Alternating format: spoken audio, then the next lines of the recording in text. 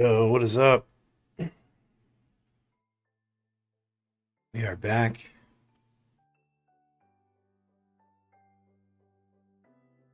How's it going here? Great.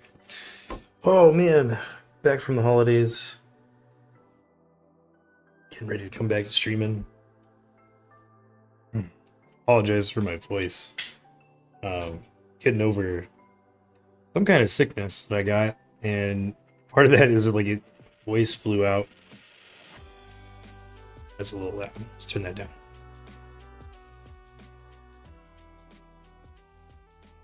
It's better.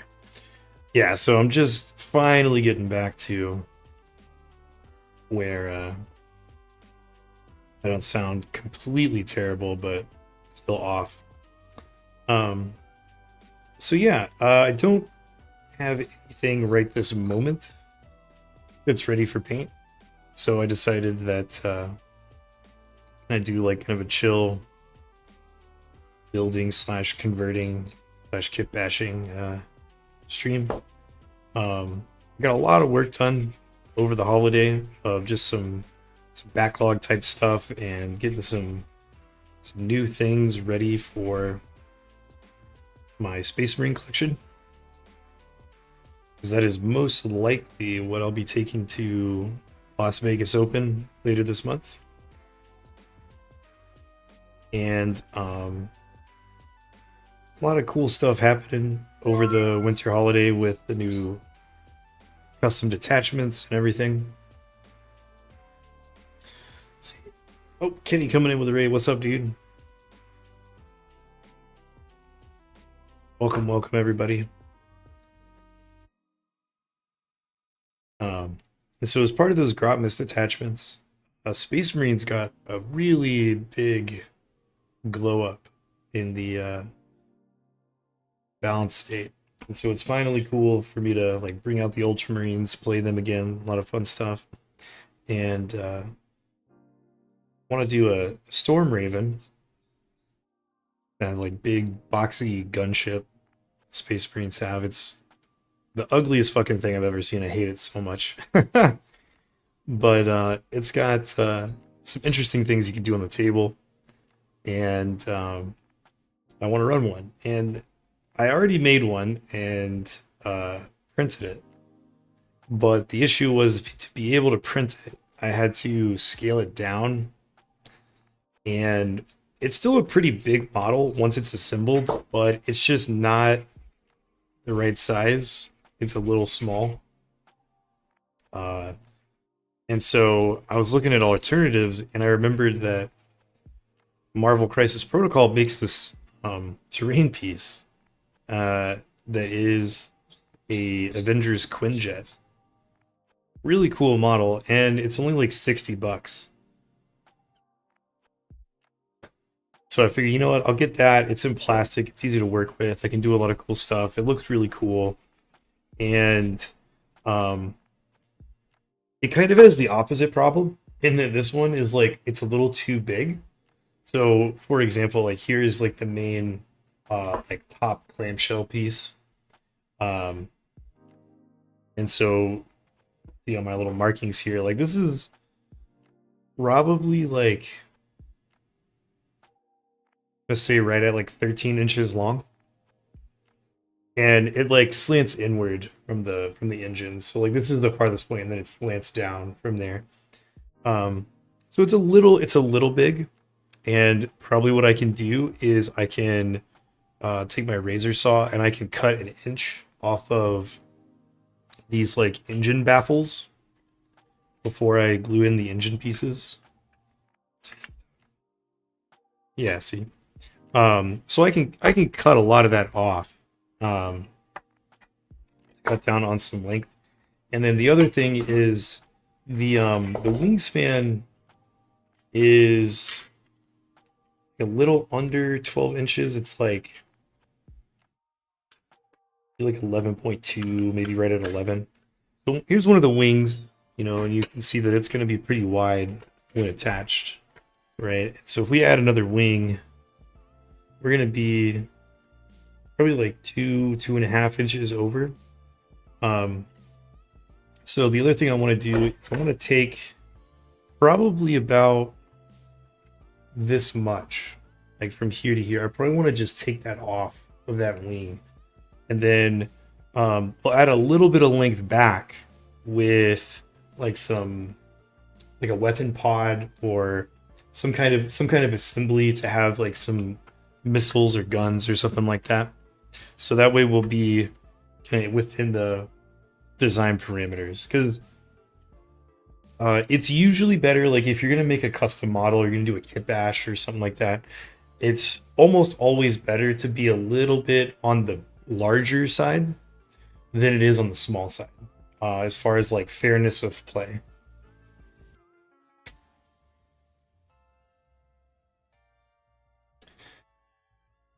I mean, like, if you're just playing with the homies, I mean, models like really shouldn't matter. But like I was saying, as far as tournament play is concerned, um, I've never had an issue with any of my kit bashes or model replacements or anything, um, because on like aside from like modeling for advantage or whatever you want to say, as long as your stuff is hobbied really hard and you have a really good sportsmanship attitude, people don't care. However, that being said, it is better to err on the side of being a little bit larger than being too small, because especially with like vehicles and stuff, if something is too small, then you can take advantage of that smaller footprint with like terrain and different things like that. Whereas with something like the Storm Raven, where it's going to be like a big unwieldy model, even if you use the official one, if it's a little bit bigger, um, then I can't really be accused of modeling for advantage, right? Because like as long as I can see you, you can see me. There is no like, oh, I'm gonna hide this thing, or like make it too skinny or whatever, right? I have the other model in the other room. I might go get it here in a minute to kind of show you. Um, but yeah, so I would rather do something like this that looks really cool. It's like a little bit closer to like a more Space Marine designy look. Um, and I can easily mess with it because it's plastic. Whereas with printed stuff, it's, resin, and that's really hard to work with once it's all printed.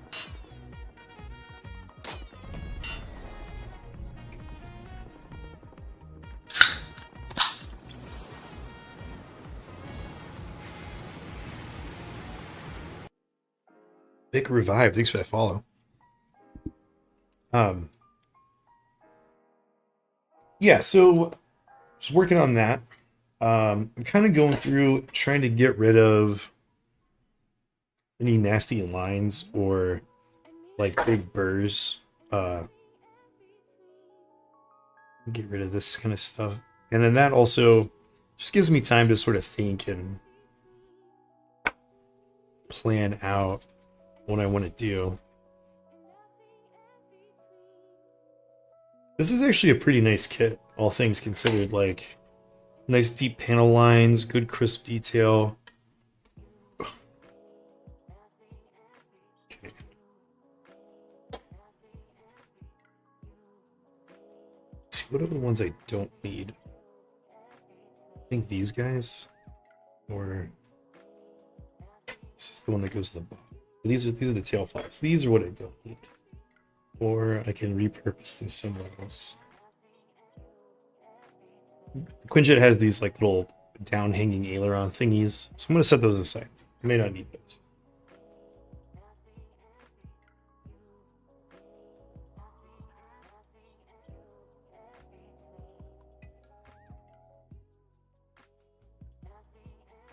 Titan? No. It's gonna be like a gunship, a dropship kind of thing. I think they at one point, they being GW, had mention of like a Primaris Space Marine gunship in one of the novels, but I don't know if that's like prevalent in lore anymore. I'm not like a huge lore head, so I don't follow every single little thing. But I do vaguely remember that there was like something like an Overlord gunship or something back when the Primaris were first introduced, and everybody was like, "When is this gonna happen? When are they gonna make a kit for this?" And then they kind of just never did. And I don't know if it's been mentioned at all either. Maybe that was just sort of a, hey, decided we're not going to do this, so message from corporate, don't put this in the books anymore.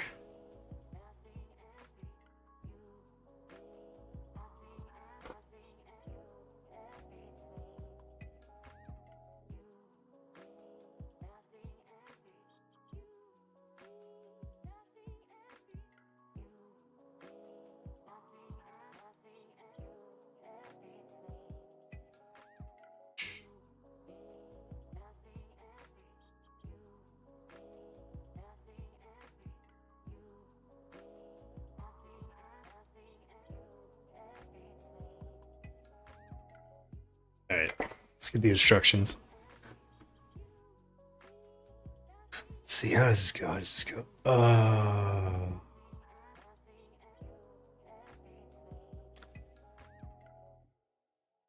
Okay, so there's like two parts. So it goes like that.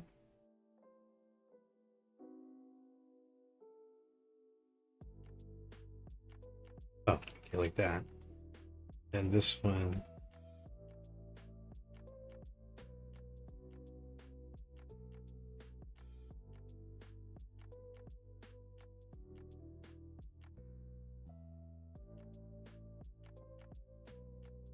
Not like that. Okay. Oh, and it's like two. These guys. So I'm gonna have to.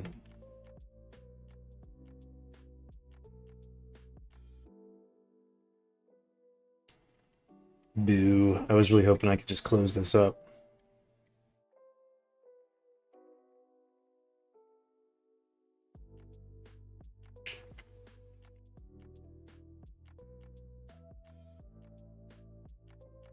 I guess they only designed it to be the one way. They don't. I guess I could put the landing gear on it. And I don't want to. But it's not the end of the world.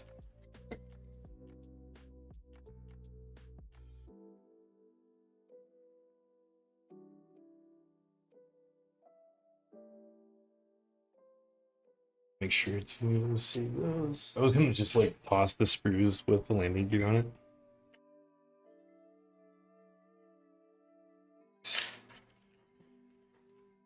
Guess we'll just build it with the landing gear on. Yeah. The other consideration that doing with this is I travel to a lot of tournaments, so I want this thing to travel. So what I might have to do is figure out a way to close those bays up.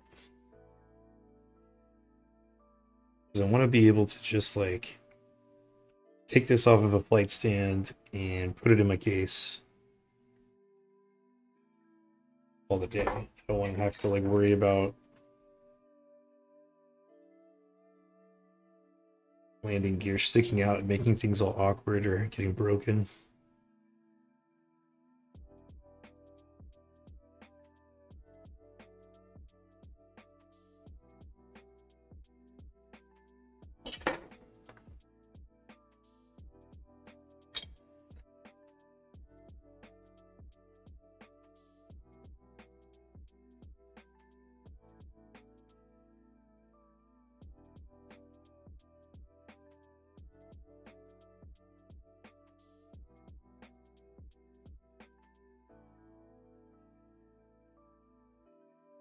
All right.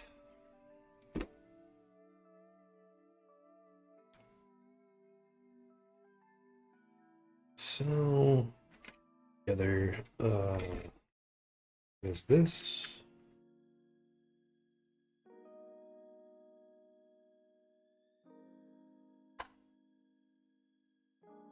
tight, tight, tight.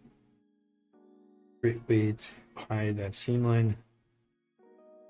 So as I go through this, I want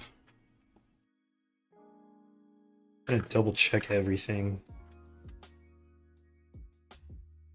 Because I'm going to have to be cutting portions of this, I'm going to have to do some drilling, cutting. As I assemble this, I'm going to have to take a minute to like glue everything together,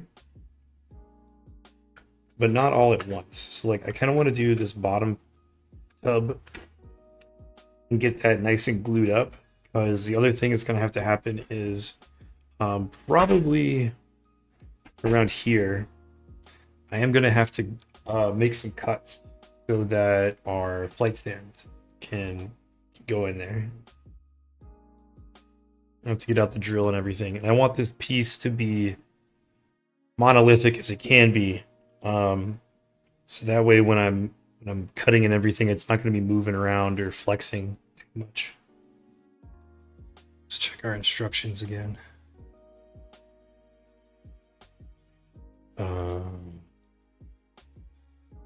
Okay, yeah, so these three pieces go together.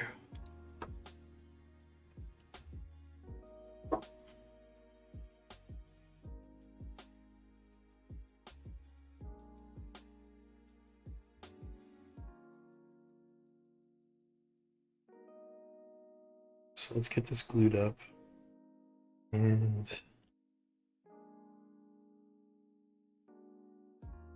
get the connection points glued first, and then we'll start running a bead of this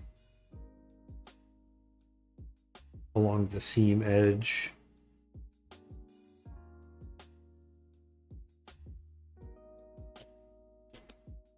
This is just extra thin plastic cement.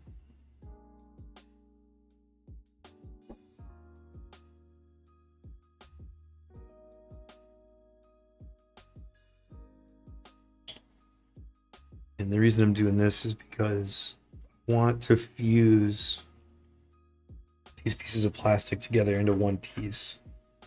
And it doesn't glue in the sense of like what you might be used to with glue, where it's just like a really sticky substance that's adhering to surfaces. This is melting the plastic through a chemical reaction, and then when that dries and hardens and that chemical dissipates, the plastic is melted into each other into one piece.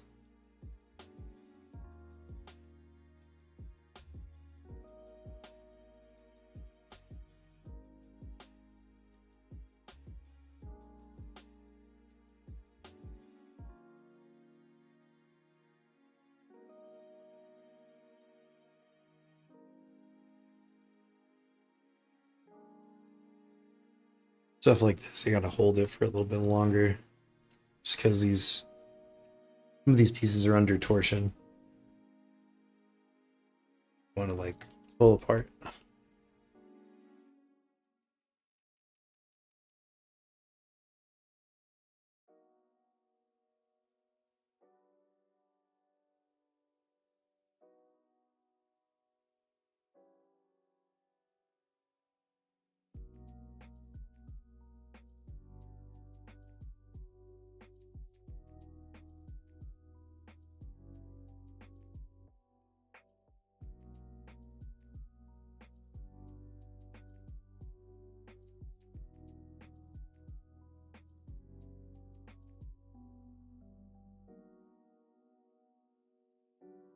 Another cool thing about using plastic cement on plastic is that because there's no like hardened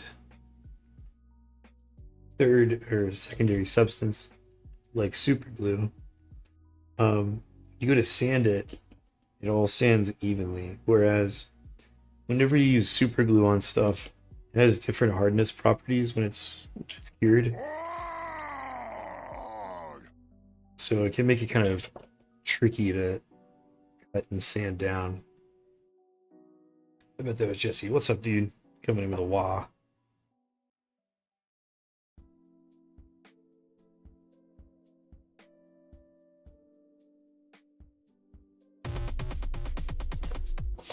Oh, and a sub. Thanks, buddy.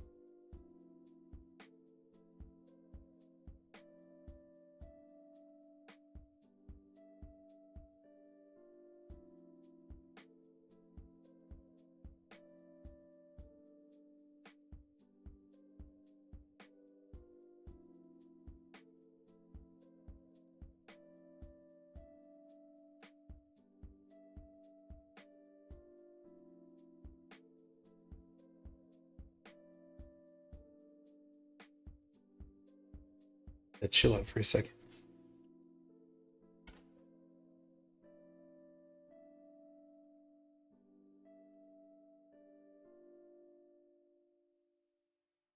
Thanks.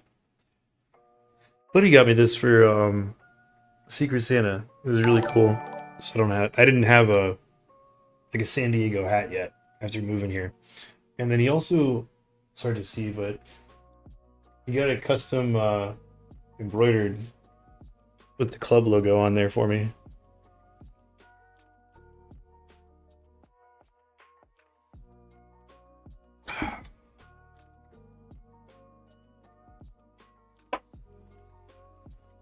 Oh yeah, thanks for subbing to the YouTube channel.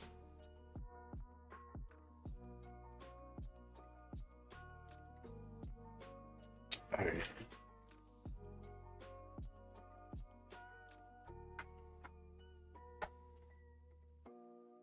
I'm gonna barely attach this.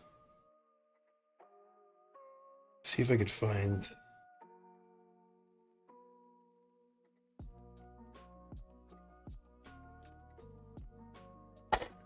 Just about right there. Try to find the like the center of gravity on this thing.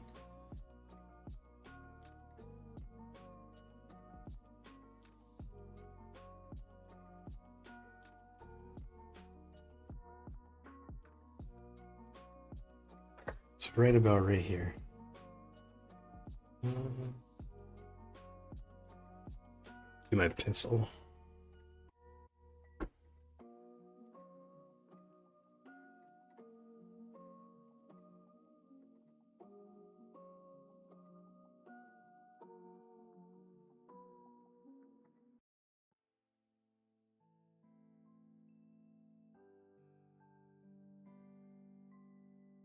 I know that I want this. Probably, yeah, like probably right there.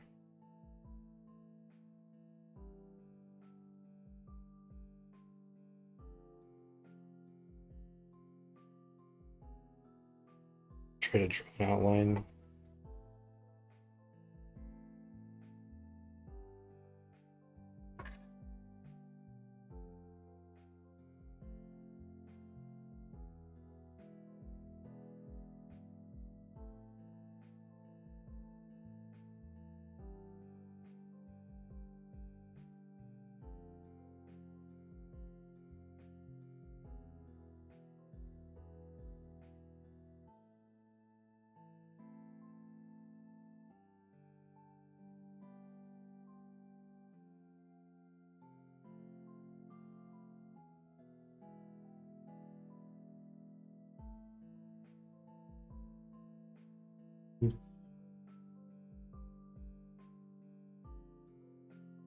Marker. I don't know what I do with my Sharpie.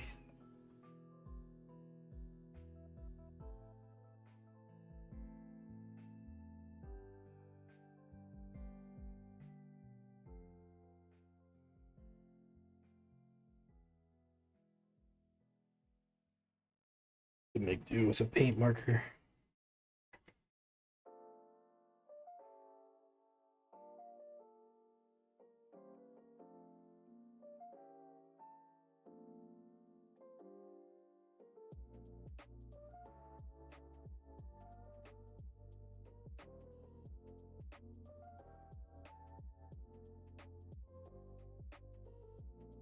Okay.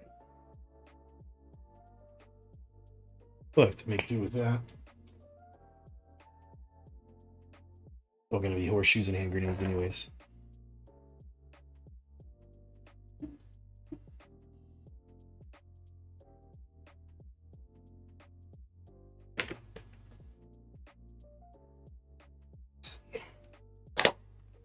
Move that to the side for a second to dry. So what I want to do is grab one of my drill bits, and I want to try to match the width of, there to there as close as I can. Maybe a skosh bigger.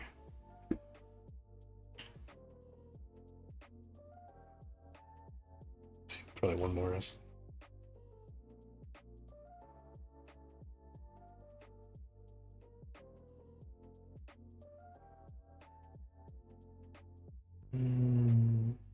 That'll probably do it.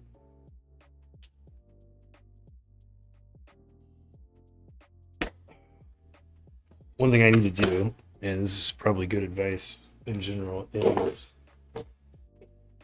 I need to get a set of metric drill bits.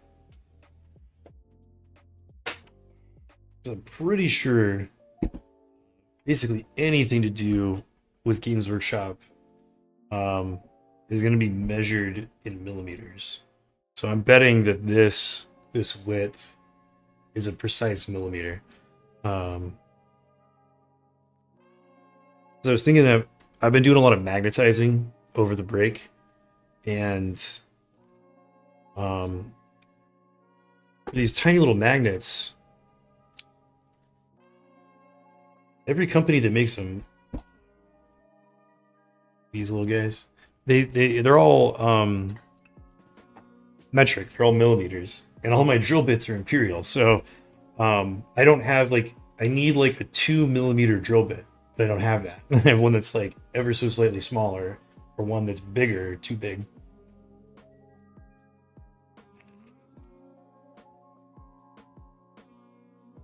Tristan? Yeah.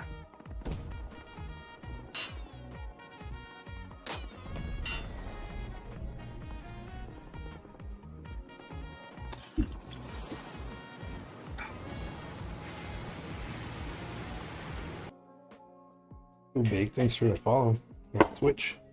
Yeah, it's the Quinjet. So we're doing some converting kit bashing.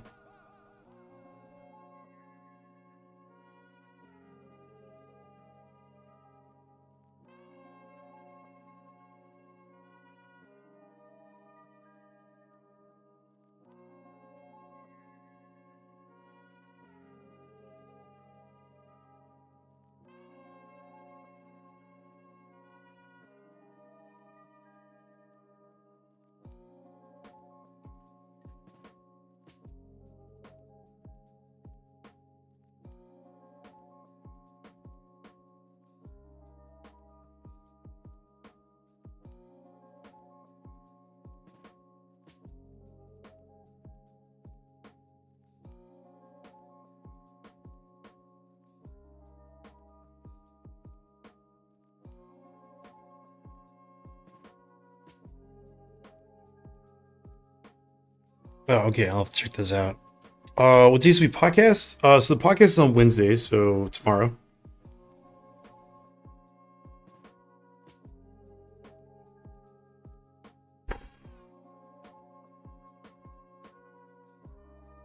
And stream schedule is Tuesdays and Fridays.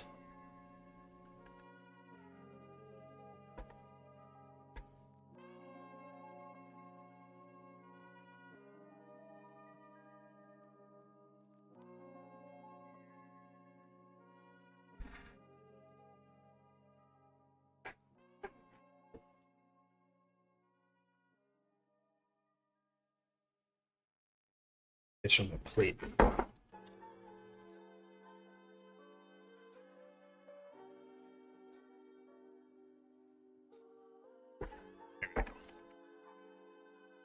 Oh, am I like out of power? Oh. Oh, god damn it.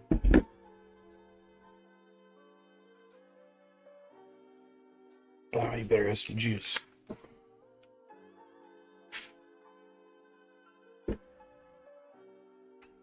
There we go.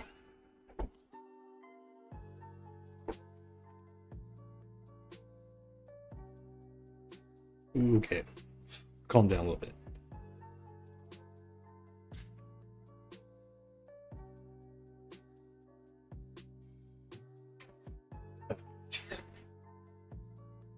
This little like indented like number. There we go.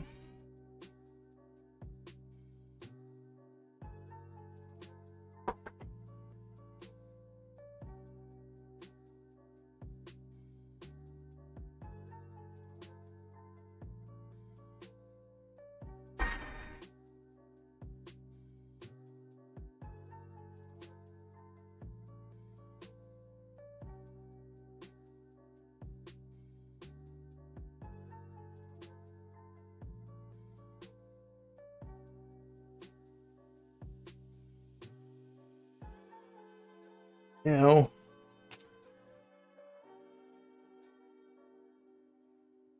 be able to switch to cutting tool.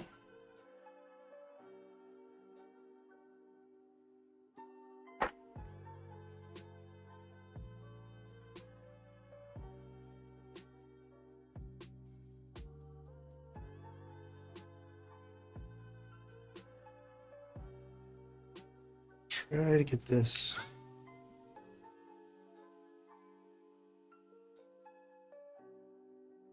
Let's see.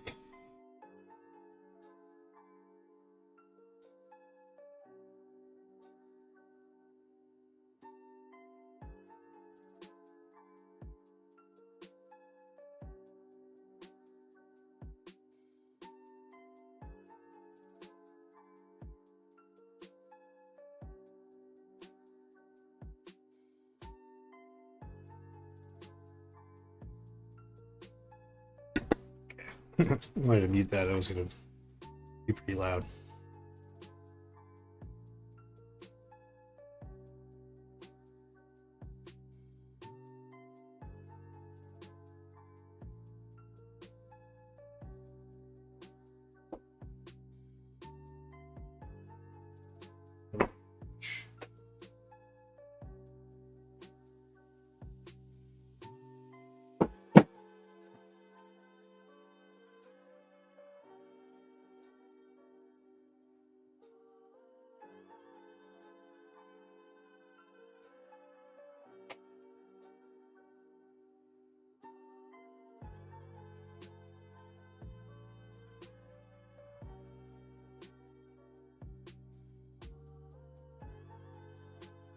Probably.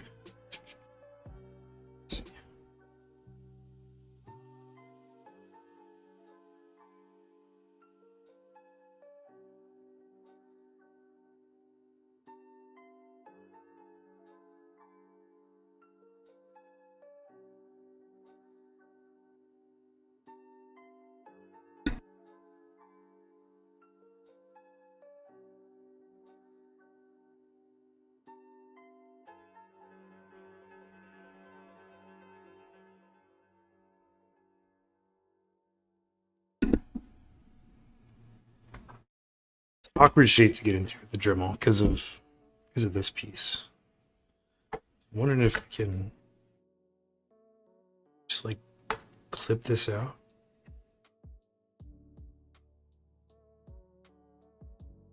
Ugh. Really thick piece of plastic.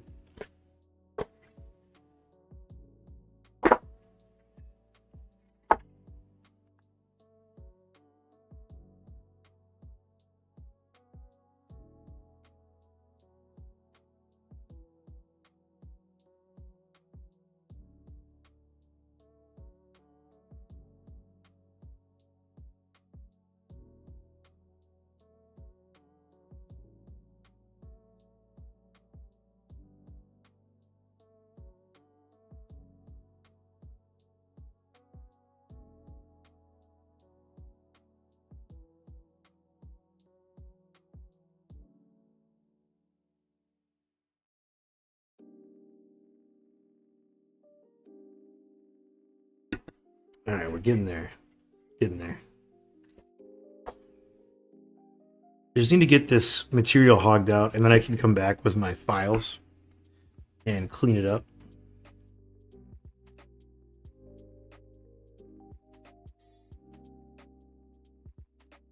But as you can see, this is why I wanted to make sure this was all glued up and solid, because I knew that I was going to be tearing out these like connecting pieces.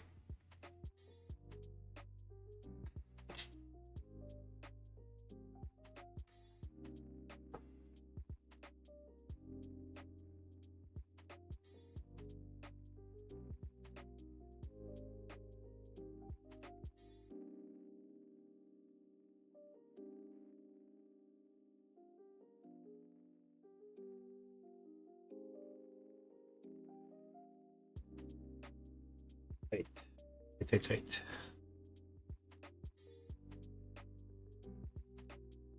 There we go. All right.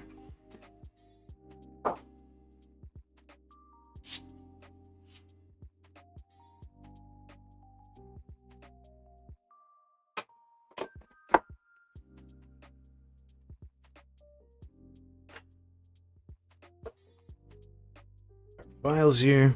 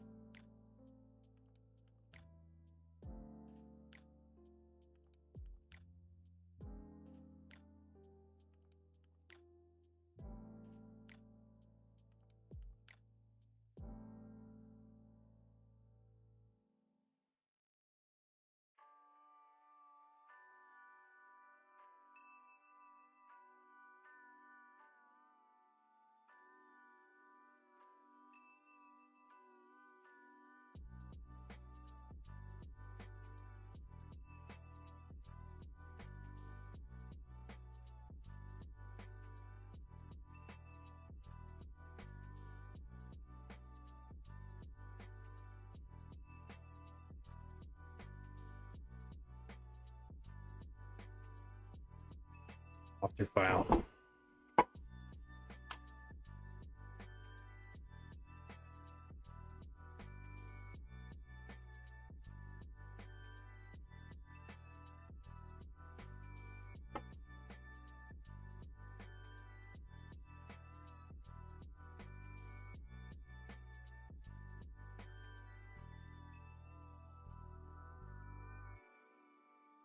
Ooh. Close. What do we need?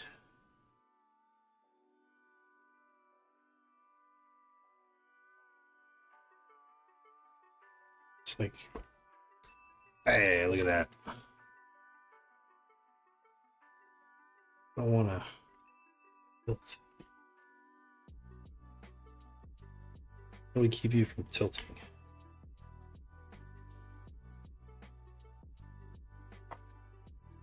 It does have to go the other way. Oh, baby. Look at that.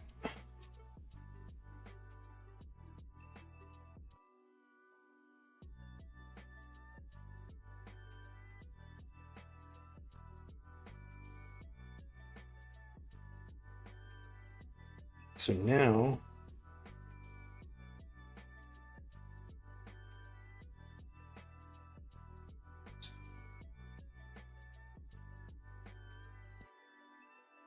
is it? It's because these aren't the same length.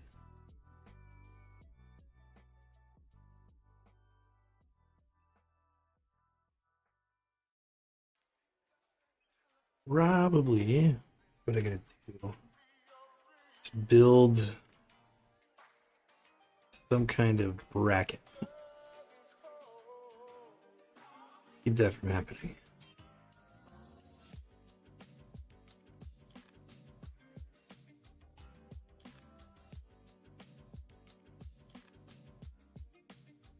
Let's see, or can I make it?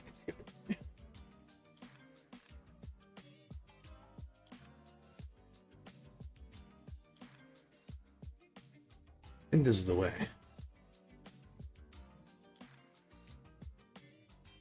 I think it's got to go that way. And I'm still going to want something because otherwise it can just go like way down in there. We don't want.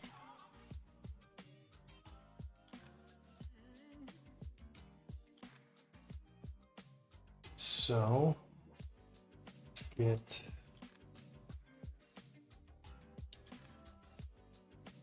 It's probably good enough. Get some of our runner.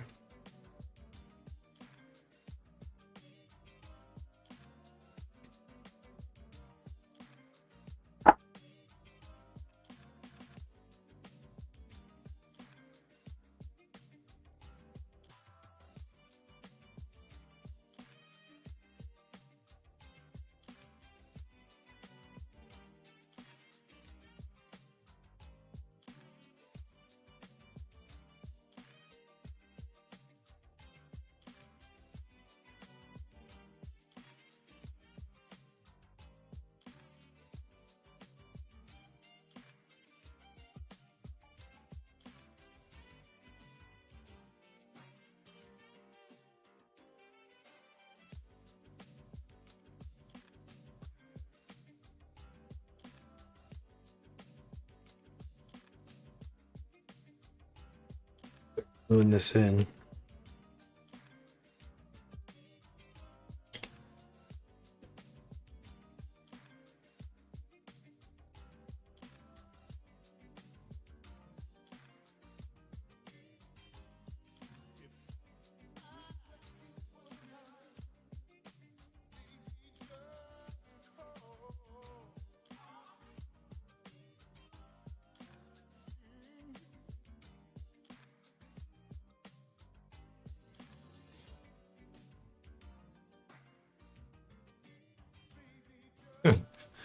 Yeah, just I don't know. It might be the other way around, dude.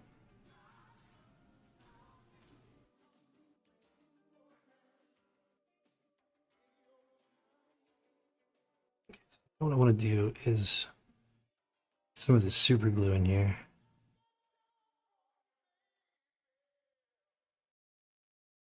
Really weld this on.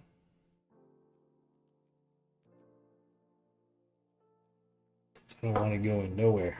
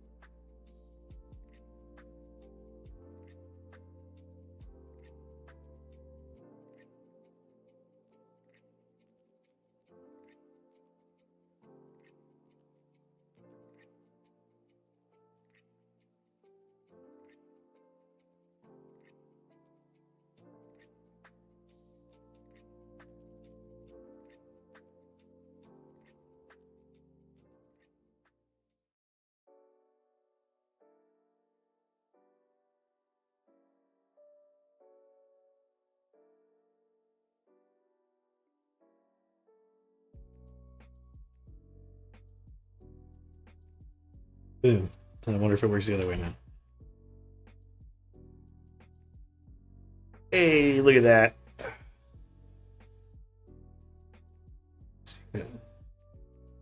Yeah, that's good enough. Keep it from get that seated in there, and that'll keep it from nosing down for the most part. I think when we get a little bit more weight back here, it'll want to stop pitching forward. But that bracket should be good.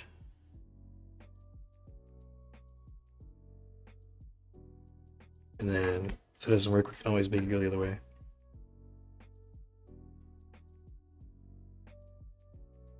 Perfect.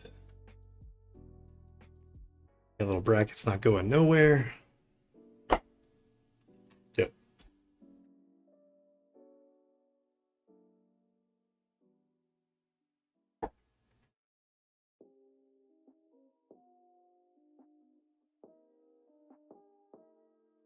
Not the prettiest, but it will work.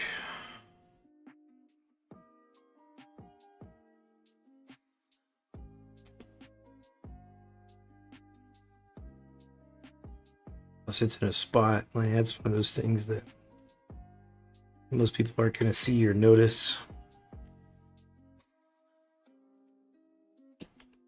So the other thing I want to do now is I'm just going to brush this surface.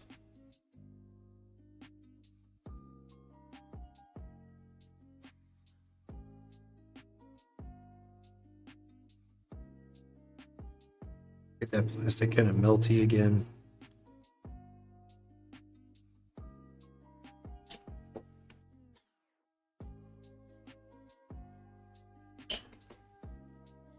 Just upset it a little bit.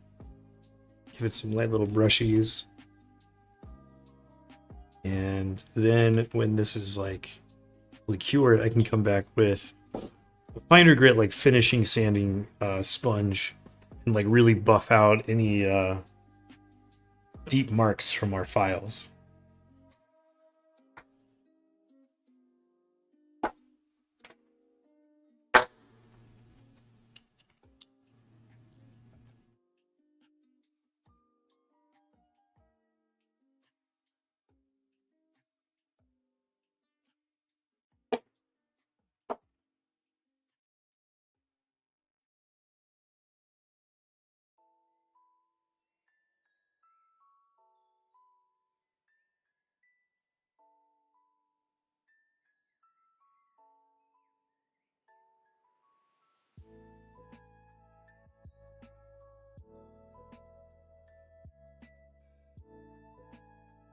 Okay, so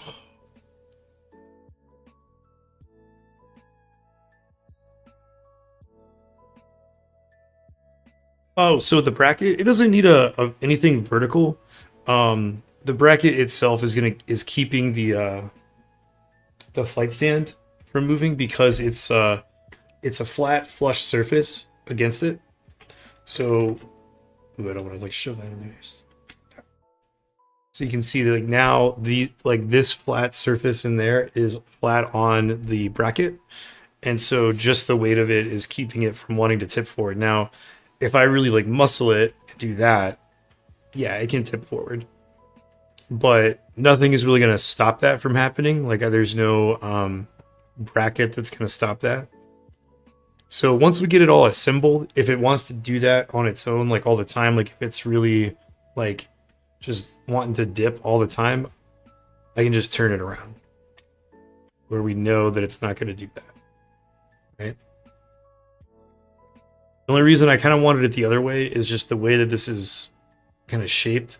It wants to give it kind of like a little bit of a upwards, like the nose is pointing up just ever so slightly. And I kind of want a little bit of lower angle of attack here. Makes it look a little bit more aggressive.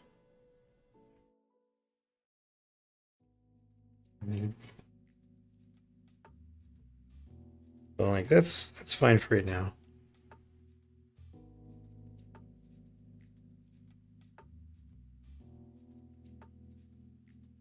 The other thing I can do, if I really need to, I can probably take a bunch of masking tape and put that on the flight stand. and then come in with like some plastic putty or some 2-part epoxy and like really smush it down in there um, to get like a really good tight like hold on the shape of the flight stand. And then I could pull that off, and because it's covered in masking tape, it won't stick to the plastic, so it creates that like negative space. But um, I don't know if I need to do that just yet.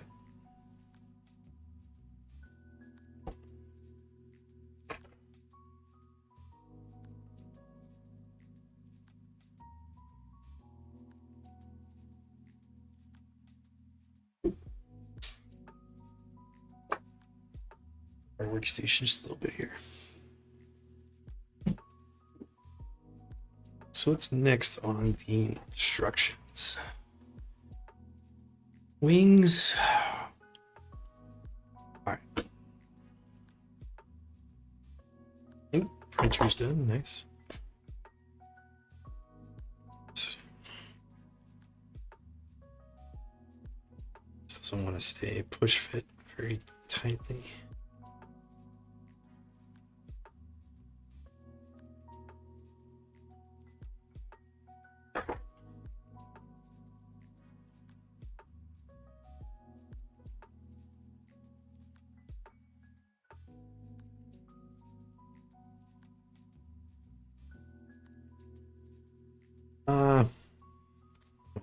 So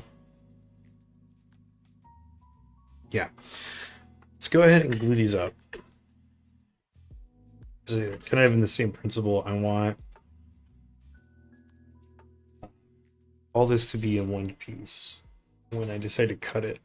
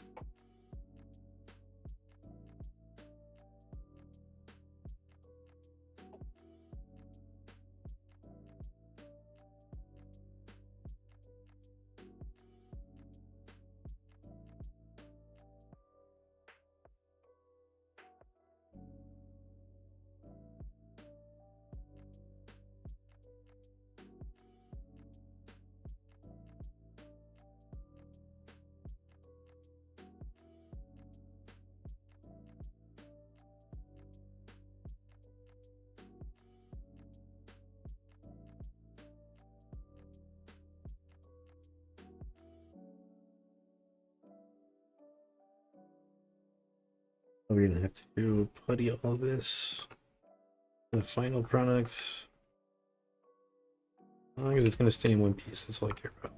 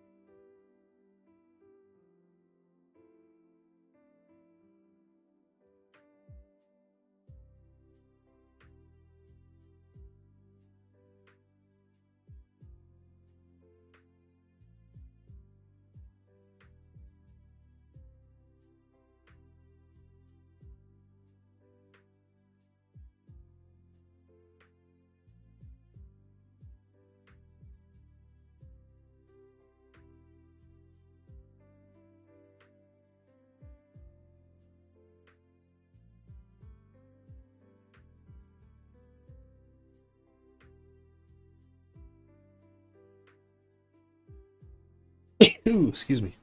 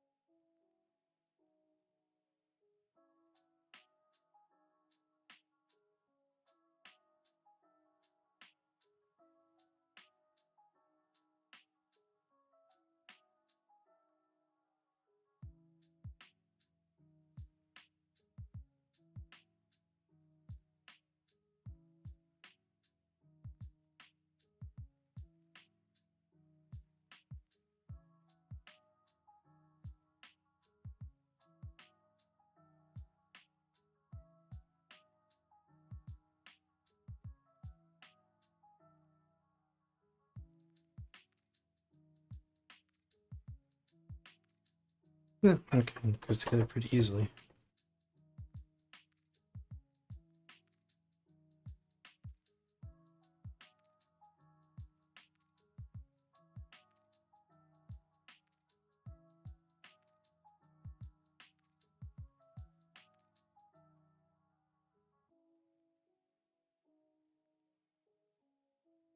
Yeah, now, like I said, now that we have more weight back here, it doesn't want to tip forward nearly as much. Sick. Okay.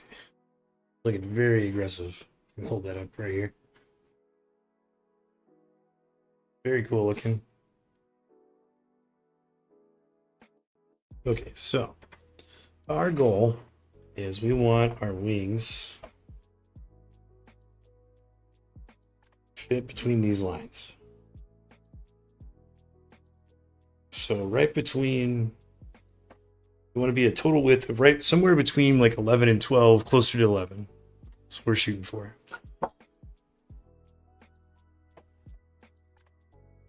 So let's get out our.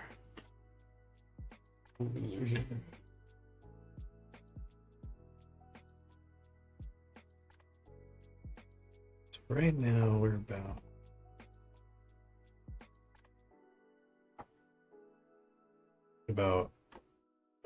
14 and quarter. Right at right there, 14 and a quarter. So that would make 7 and eighth middle, right?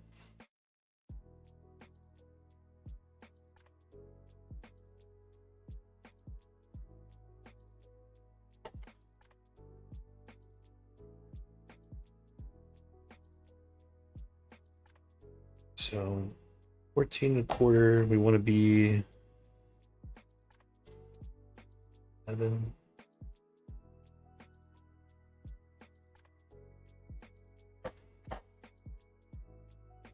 So if we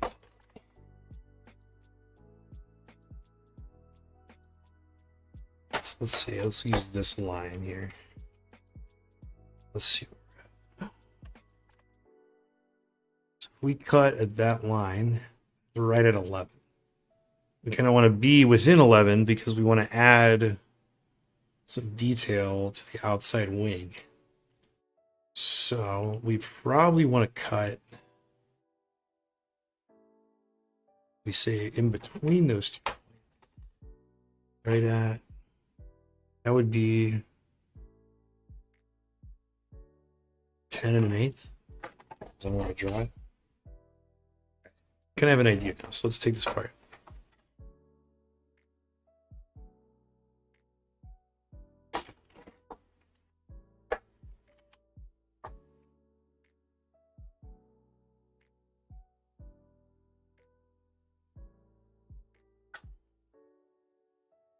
So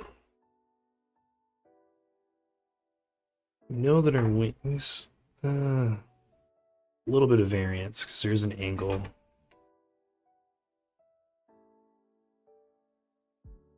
Just under 5.5. So we want to cut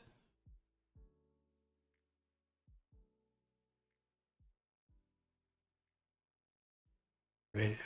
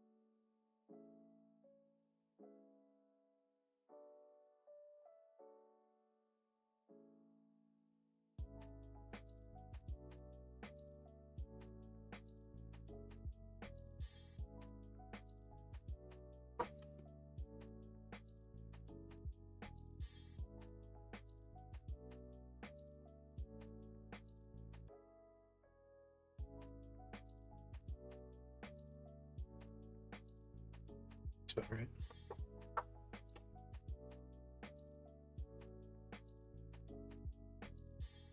We want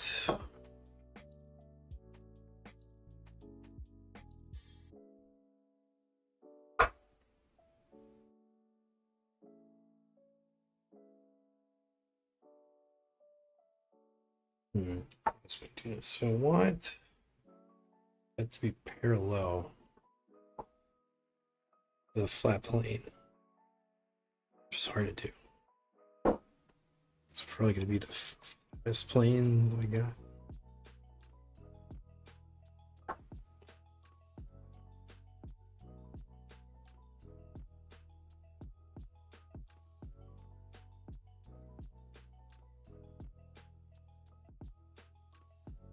Just do this. Let's just use our little MDF piece here.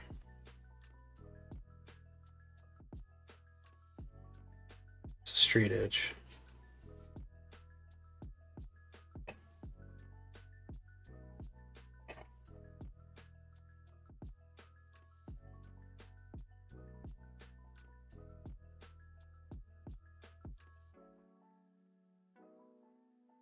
Pretty straight. It's close enough for government work.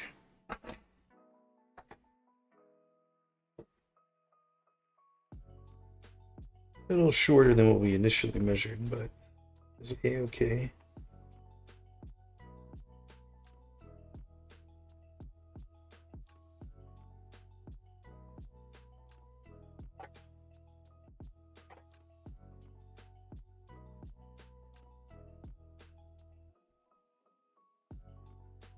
Looks about right. All right.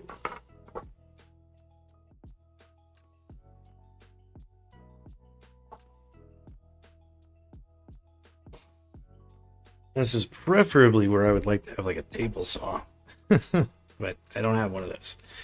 So we're just gonna have to do this the old-fashioned way.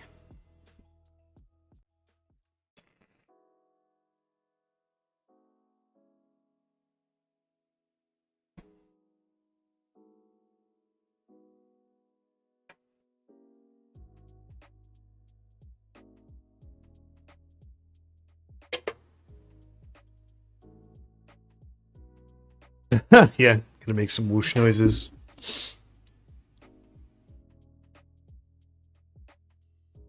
Oh, you know what? I used to have. I think I have a cutting jig,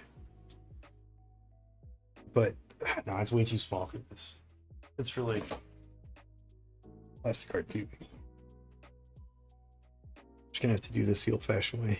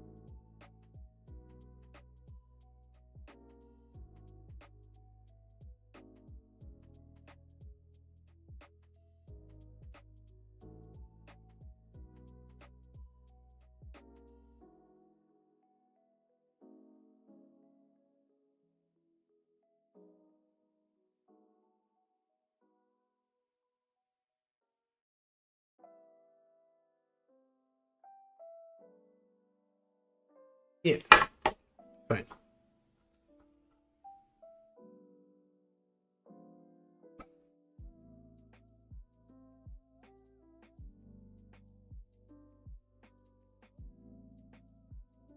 I also could have sworn that I bought a new razor saw. Maybe I was hallucinating, I don't know. Knowing me, I probably did, and then I put it somewhere and forgot where I put it.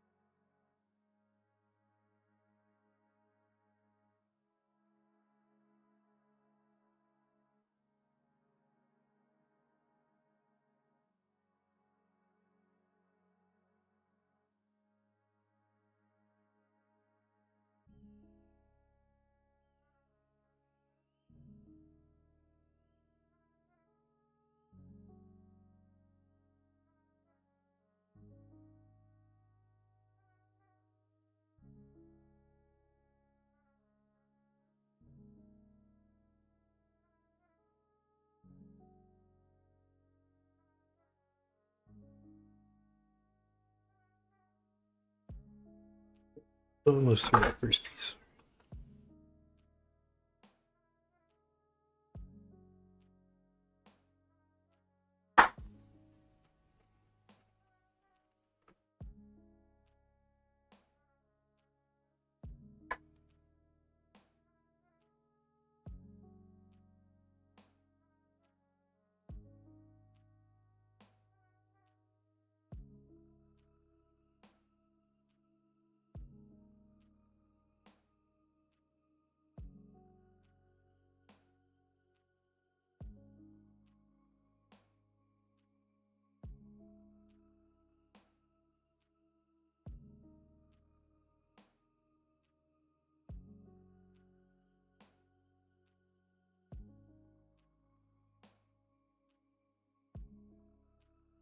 Here you being such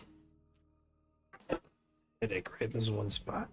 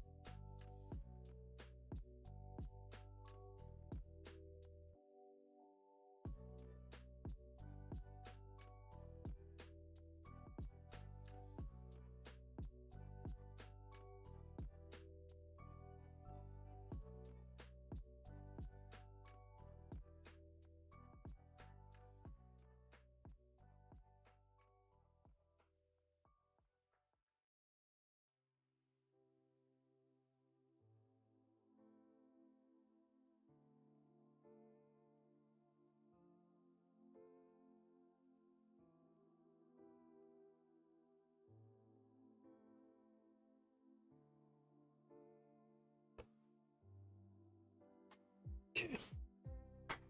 Good enough for right now. I'll have to take some time to grab one of my rougher grit sand sponges and like flatten that out. There's a little bit of a bulge in the line right here.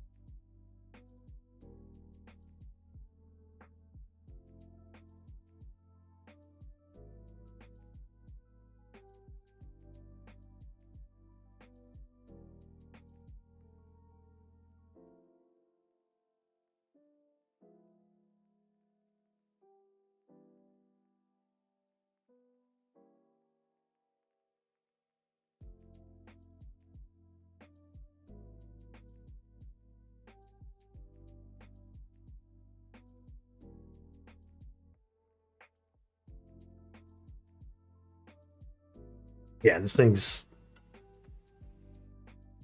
like I'm glad that I have it, but it is definitely like kind of a piece of shit. Mostly because this one's old. Like, I've been using it for a long time, and that's why I was like, I swear I could have. I swear I bought a new one. Maybe I didn't.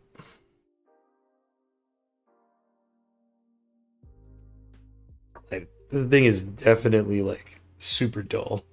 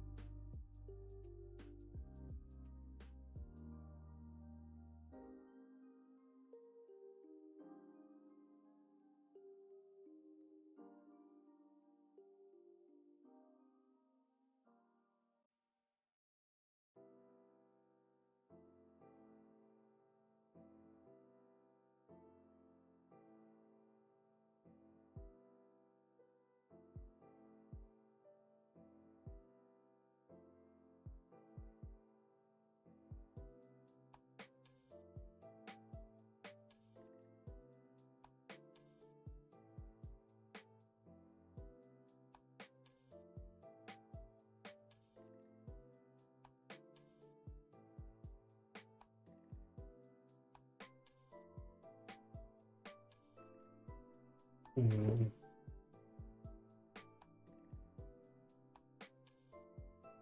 gonna check something real quick. I think I might know where it is.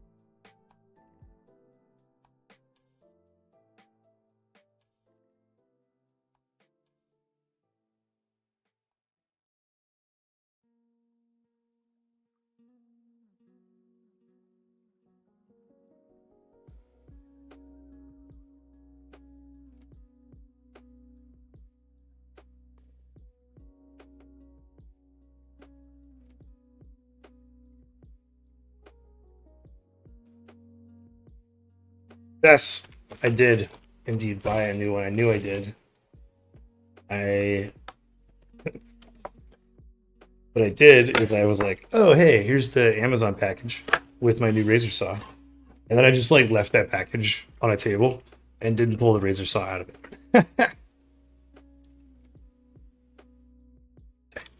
Bow.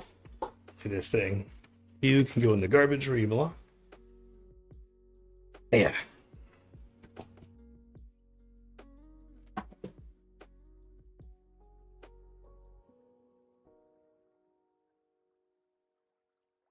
Ooh yeah. Immediately just bites.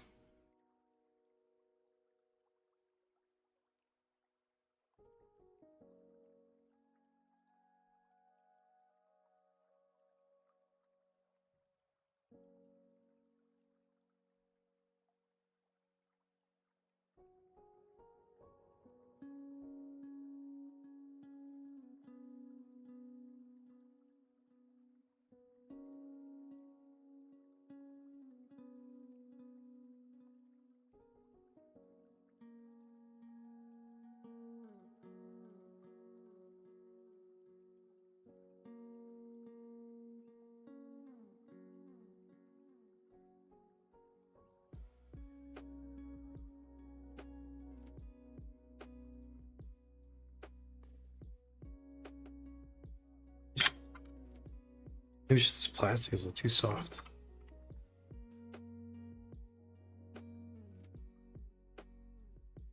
Or it's just getting like sandwiched in between these two pieces.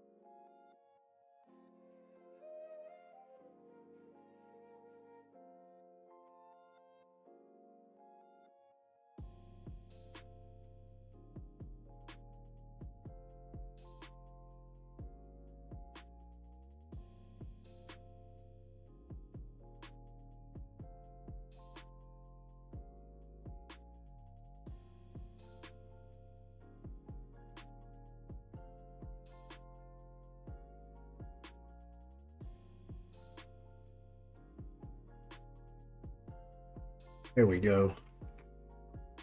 It was ripping through there. Okay, it must have just been getting like caught and bound up.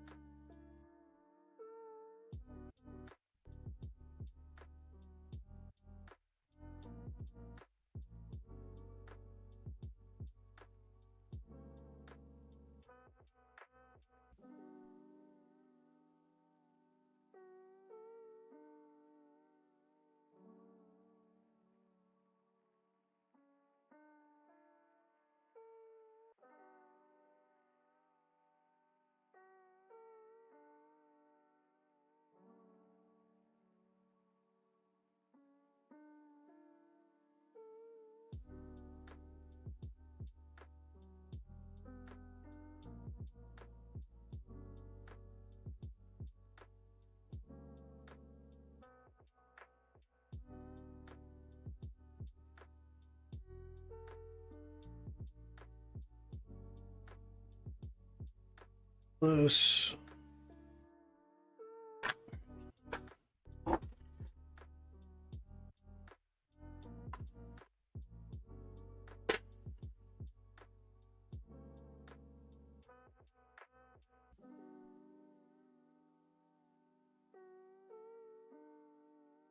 All right, I think that is mission accomplished. So now we have space to put, something out here, right? for lack of a better tool. And we can have some kind of little outboard weapon pod attached right here and still be within our parameters of width.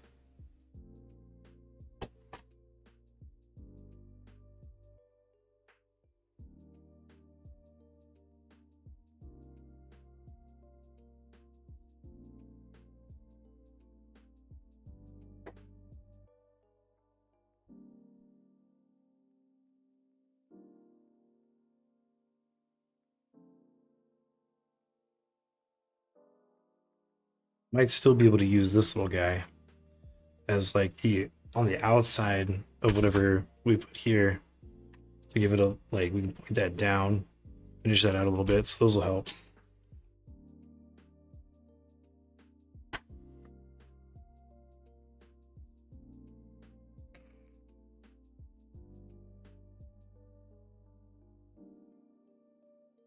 Okay.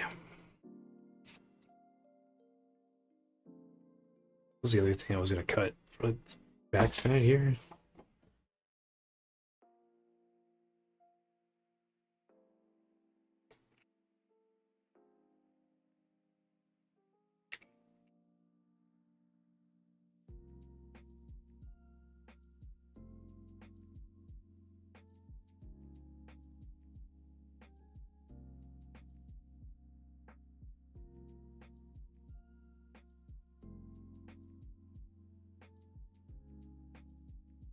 Oh, like that.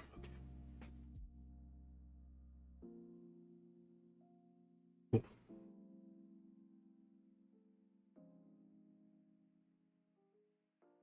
So, kind of want to use these as a guide. So let's put these in.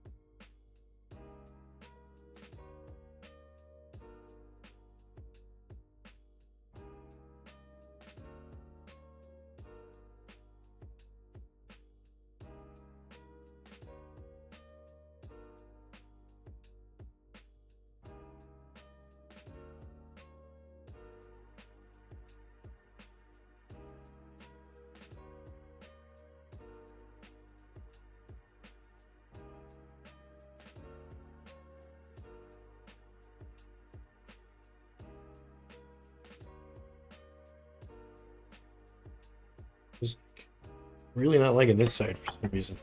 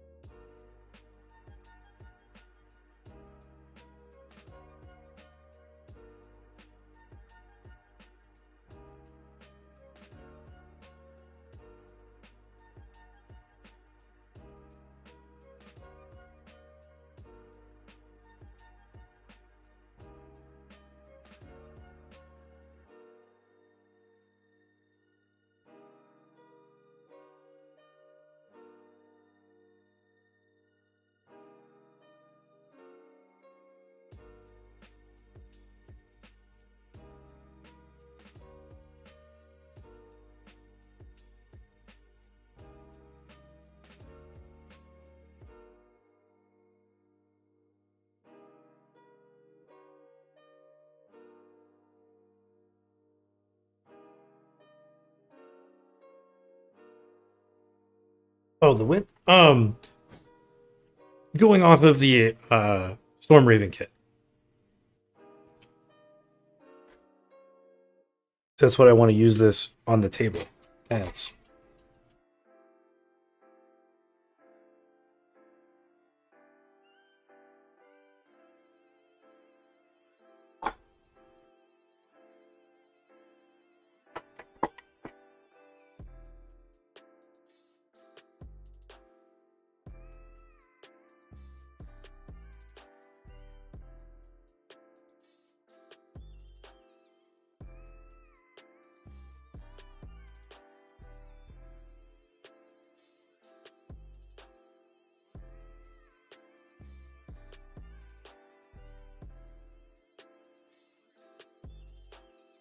I don't know what the deal is with this other side, but it's being really ornery.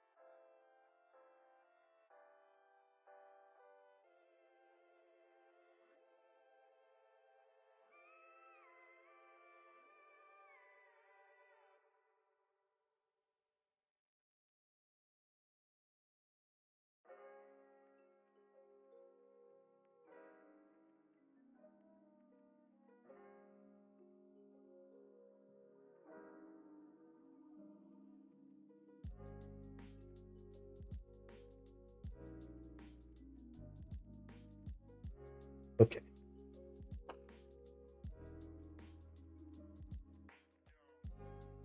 think we are done having to cut stuff with the razor saw.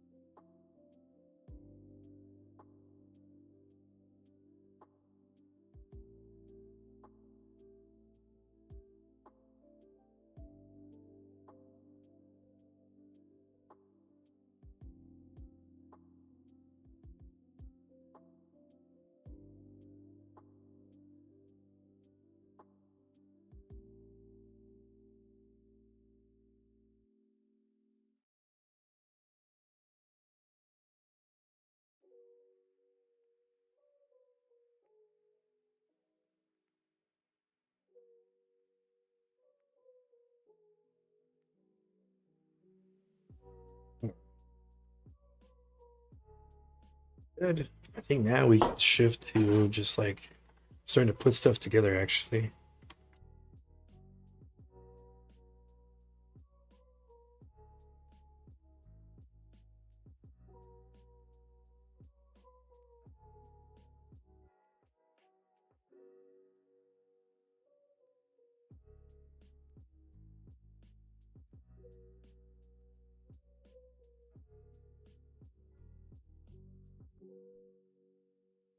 Okay. This thing is really back heavy once it's assembled.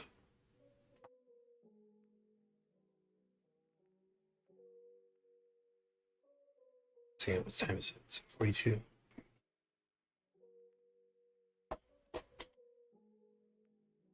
Start the long process of drawing a bead of glue around these seams.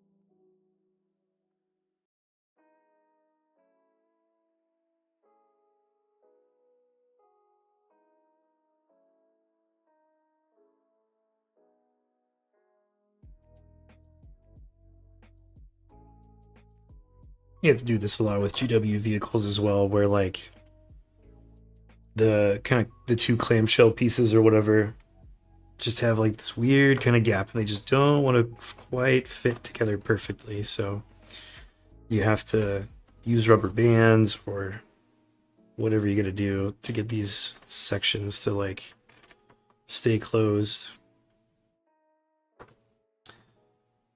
The cool thing about this Tamiya plastic cement is it does like do its whole thing pretty quickly.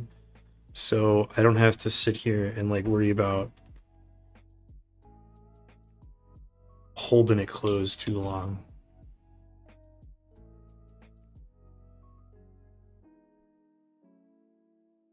As we work our way around the perimeter.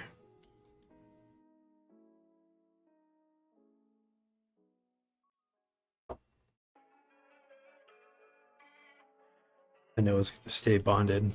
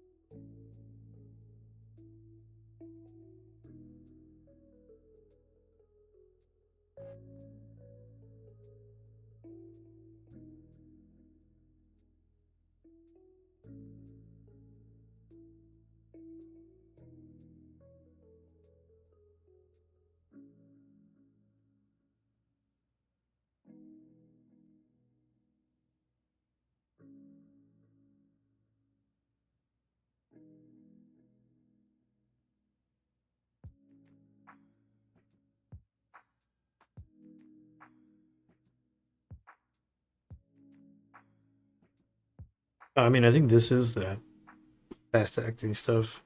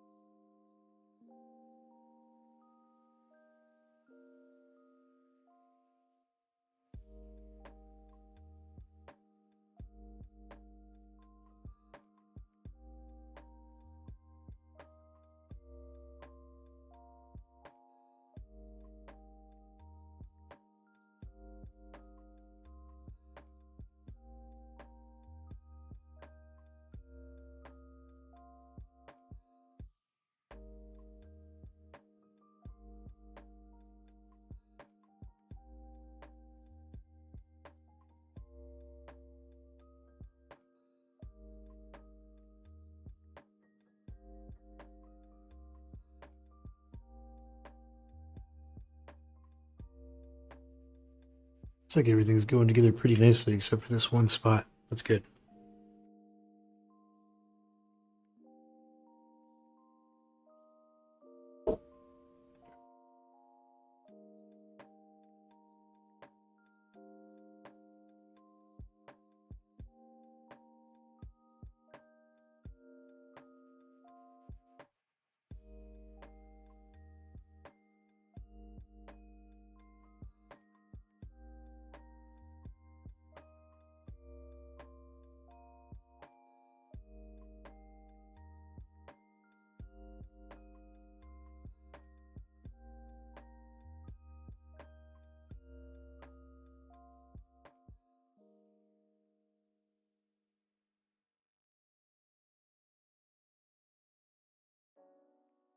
Might have to like tape this closed.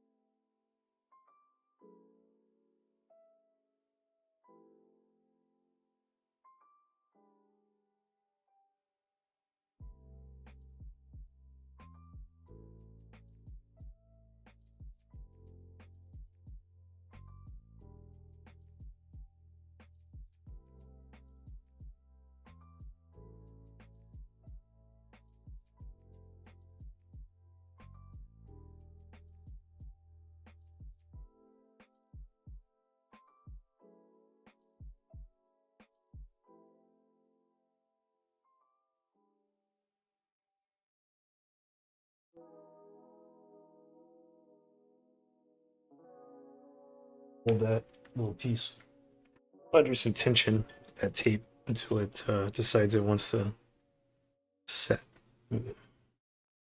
So I think that's actually a pretty good stopping spot for right now, because I need this to fully set up, and then I have to go around the edge and do some light sanding where I can get into more assembly. And I'm probably going to do tonight is I'm going to take some measurements of this wing spot, and probably just like go into 3D Builder and fabricate something to sit there as like our little pod weapon mount thing, and just print that out before I go to bed so it's done when I wake up. But starting to get there, looking pretty cool. Mission accomplished on the flight stand. Very happy about that. Ooh. Very cool. We zoom out. Oh yeah. Very cool. You know, and it's got these really aggressive like engine intakes. That, and then it's got like 4 like tail rudders. See if I get the other side.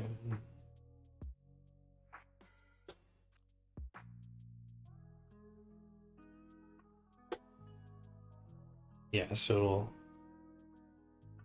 looks like that on the tail end. Very cool. Very sleek.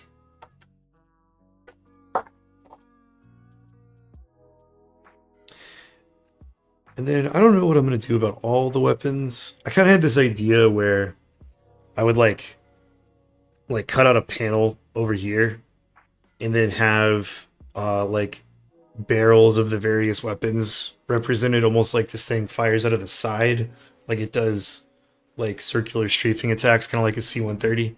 But I don't know. I think I'll just keep with like the normal Space Marine thing of having it also be able to like be a dogfighter, which is preposterous.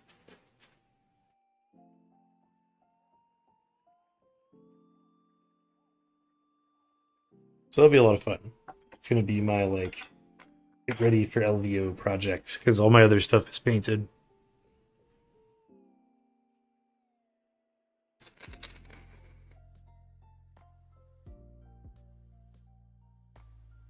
Yeah, that'd be funny. Like fully painted interior.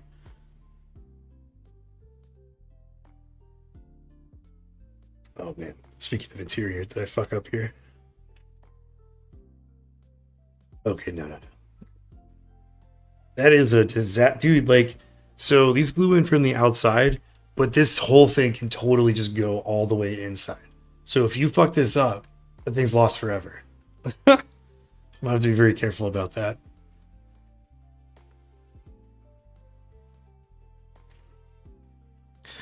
All right, it's time for me to get out of here. I'm hungry. Need to rest my voice. Hopefully, I'm totally fine by tomorrow. I doubt it, but I'm hoping it comes back for tomorrow. Oh. So let's find somebody to raid so I can get out of here. There's my raid button.